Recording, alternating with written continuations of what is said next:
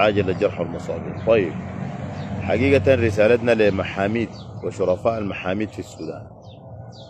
الآن ما تفعله ميليشيا آل دقل الإرهابية مع دعم شيطان العرب ابن زايد وسياسة الأرض المحروقة والتطهير العرقي الذي قام به الماهرية ضد المحاميد أسياط العروبة في دارفور. حقيقة الموضوع ده ما مستهدفين به الشيخ موسى هلال فقط، إنما مستهدف به كيان أبناء قبيلة المحاميد في أفريقيا والسودان وغيرها. بوجودكم أن أسرة آل دقلو عايزة في دارفور أن تعيش براها، أن تغتصب هذا الأرض بالقوة، وأن تمحي تاريخ المحاميد العريق على يد الزعيم الشيخ موسى هلال. وأنا أفتكر أبناء المحاميد هم رجال وفراس أولاد فراس، فما يحدث في مستريحة بالنسبة لهم نملة في أضانفيل، وقاعدين يردوا الصاع صاعين. فانتظروا الساعات القادمة. أبناء المحاميد أنا متأكد الشرفاء الرجال اللي عندهم غير على عروضهم وعلى أرضهم وعلى التراب إرثهم الحضاري والتاريخي حيفرتقوا صفوف الدعم السريع في نياله وفي الضعين وفي كل مكان. فلا تخافوا لأبناء المحاميد، عاشرناهم وعشنا معهم، هم رجال ما بيتكلموا كثير وحينفذوا الفراسهم. فما تفتكروا انه عيطة آل دقلو فرفرة المزبوع دي بتهز فيهم شعرة. المحاميد قادرين يردوا التار والصاع صاعين في دقائق، فالناس ما تستعجل وما تعيد. فما حدث في المحاميد بالنسبة لهم محو قبيلة وتاريخ ووجود المحاميد في السودان وفي غيرها. فعشان كده الناس تنتظر وما تتضايق.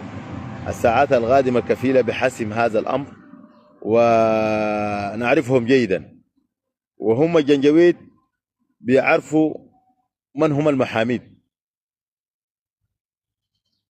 فعشان كده أسرة الدقلو جنت قبائل باسم العروبة وداير يستوطن أرض المحاميد ويغتصب أرض المحاميد، والكلام ده كبير هتشوفوا ردة فعله في الساعات القادمة. تحية لأهلنا المحاميد في كل مكان، وأنا عارفكم بتشيلوا التار بدبل. أما أبناء المحاميد يعني داخل الميليشيا الدعم السريع لو رضوا بما يحدث لأخواتهم وأمهاتهم وأطفالهم في مستريحة فهم ليس عليهم حرج، لأنهم لست برجال. أي زمر تدقى الدعم السريع ده الميليشيا دي وقاعد في نص الجنجويد وبياكل تفاتف القروش وبعايل لبنات عمه وينزحن وجاريات حفيانات وأسره في مستريحة وآباء وأعمام وأخوانه، فهو لست براجل. حتى لو تحدثت معه إنه لست راجل ولست رجلا أصلا. عشان كده الناس ما تتضايق وما تكورك كثير في مسألة مستريحة، أمرها محزوم، والمحاميد قادرين يردوا التار في دقائق. والمحاميد دي دولة ما قبيلة بس، فالساعات كفيلة. فما يحدث من مستريحة دار يكسروا أنف ونخرة المحاميد تحت التراب، وديل أشرف عرب في دارفور، فما بينزلوا المحاميد لأي إنسان. فربنا يلطف بأبناء المحاميد، ودي الحرب فرو كرب. الناس ما تزعل، بالعكس، وإلا تزيدكم قوة وعزيمة وثبات. نحن نعرف من هم المحاميد إن شاء الله، والسودان ده كله محاميد. ما يحدث الآن هو سحابة بس عابرة وخلفها سحب، فالناس ما تستعجل. الساعات القادمة واصطرى أبناء المحاميد في الدعم السريع سيشلوا الدعم السريع ويفرتقون صفوف الميليشيا، لأنهم مهما صبروا أهل حكمة، مهما صبروا أهل حكمة، لكن عندهم قرار حيتخذوه. المحاميد لست كمثل أي قبيلة في دارفور تقول تتفرج لما يحدث لعروضها ولا أرضها. عندهم الأرض والأرض خط أحمر، والمحاميد قادرين يردوا التار. الساعات الجاية كفيلة. أنا أتمنى أن تلقنوا أسرة آل دقلو التي سجنت قبيلة المحاميد قبل اليوم، وسجنت شيخ موسى هلال وأبنائه السنين عددة ظلم وقهر.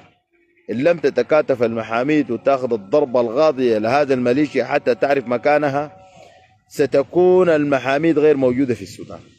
سيمحى تاريخها، سيمحى زعيمها ورمزها. فعلى المحاميد وقبيلة المحاميد أن يدرسوا أبناء الماهرية وأسرة آل دقلو ومرتزقة الشتات وشيطان العرب تاريخ جديد من اليوم. تقبلوا تحياتنا وتصوموا وتفطروا على خير. النصر حليفنا وحليفكم جميعا. تقبلوا تحياتنا. السلام عليكم.